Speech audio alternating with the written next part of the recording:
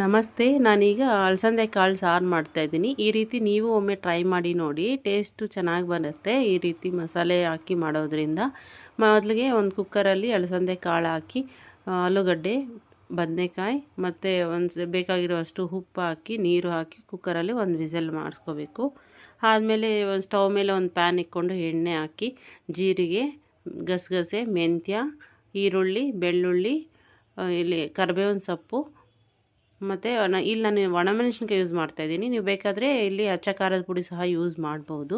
ಮತ್ತು 2ರಿಂದ 3 tomato cut ಮಾಡಿ ಈ ರೀತಿ ಹಾಕ್ಕೊಂಡು ಚೆನ್ನಾಗಿ ಒಂದು 3ರಿಂದ 4 ನಿಮಿಷ ಬಾಡಿಸ್ಕೋಬೇಕು ಎಣ್ಣೆಯಲ್ಲೇ. ಬಾಡಿಸ್ಕೊಂಡಾದಮೇಲೆ ಮಿಕ್ಸರ್ ಜಾರ್ ತೊಗೊಂಡು ಮಿಕ್ಸರ್ ಜಾರ್ಗೆ 1ರಿಂದ 2 ಹಿಡಿಯಷ್ಟು ಹಸಿ ಕೊಬ್ಬರಿ, 1 ಸ್ಪೂನು ಧನಿಯಾ ಪೌಡರು, 1/4 ಟೀ ಸ್ಪೂನಷ್ಟು ಅರಿಶಿಣ, ಮತ್ತು ಒಂದು 10ರಿಂದ 15 ಕಾಳಷ್ಟು ಕಡಲೆಪಪ್ಪು ಹಾಕಿ, ನಿಂಬೆಹಣ್ಣು ಗಾತ್ರದಷ್ಟು ಹುಣಸೆಹಣ್ಣು ಹಾಕ್ಕೊಂಡು ನಾವೇನು ಮಸಾಲೆ ಇದನ್ನು ಬಾಡಿಸ್ಕೊಂಡಿದ್ವಿ ಅದಕ್ಕೆ ತಣ್ಣಗೆ ಹಾಕ್ಬಿಡಬೇಕು. ತಣ್ಣಗಾದಮೇಲೆ ಮಿಕ್ಸರ್ ಜಾರ್ಗೆ ಹಾಕ್ಕೊಂಡು, ಮತ್ತು ನಾವೇನು ಕುದಿಸ್ಕೊಂಡಿದ್ವಿ ಅಲಸಂದೆ ಕಾಳನ್ನ ಅದೊಂದು ಸೌಟಷ್ಟು ಹಾಕ್ಕೊಂಡು ನಾವು ಮಿಕ್ಸಿಗೆ ಹಾಕ್ಕೋಬೇಕು. ತಿಕ್ನೆಸ್ಗೋಸ್ಕರ ಒಂದು ಸೌಟಷ್ಟು ಯೂಸ್ ಮಾಡ್ಕೊತಾ ಇದ್ದೀನಿ ನಾನಿಲ್ಲಿ.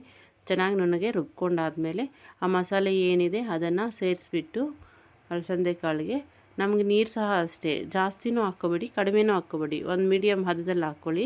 ಟೇಸ್ಟ್ ಸ್ವಲ್ಪ ತಿಕ್ಕಾಗಿದ್ದರೆ ಟೇಸ್ಟ್ ಚೆನ್ನಾಗಿರುತ್ತೆ. ಹಾಗಾಗಿ ಮತ್ತು 8ರಿಂದ 10 ನಿಮಿಷ ಚೆನ್ನಾಗಿ ಕುದಿಸ್ಕೋಬೇಕು ಸಾರನ್ನ. ಕುದಿಸ್ಕೊಂಡಾದ್ಮೇಲೆ ಒಂದು ಒಗ್ಗರಣೆ ಹಾಕಿದ್ರೆ ಸಾರು ರೆಡಿ ಆಗುತ್ತೆ. ಒಂದು ಪ್ಯಾನ್ ಇಟ್ಕೊಂಡು ಸಾಸಿವೆ, ಜೀರಿಗೆ, ಕರಿಬೇವಿನ ಸೊಪ್ಪು ಹಾಕಿ ಅದಕ್ಕೆ ಒಂದು ಒಗ್ಗರಣೆ ಕೊಡಿ. ನಾನಿಲ್ಲಿ ಜೀರಿಗೆ ಸ್ವಲ್ಪ ಜಾಸ್ತಿನೇ ಯೂಸ್ ಮಾಡ್ತೀನಿ. ನಿಮ್ಗೆ ಬೇಡ ಅಂದರೆ ಜೀರಿಗೆನ ಸ್ಕಿಪ್ ಮಾಡಿಬಿಟ್ಟು ಬರೀ ಸಾಸಿವೆ ಹಾಕಿ ಕರಿಬೇವಿನ ಸೊಪ್ಪು ಹಾಕಿ ಒಗ್ಗರಣೆ ಕೊಡ್ಬೋದು. ನೋಡಿ, ಇಲ್ಲಿ ಟೇಸ್ಟಿಯಾಗಿ ಅಲಸಂದೆ ಕಾಳು ಸಾರು ರೆಡಿಯಾಗಿದೆ.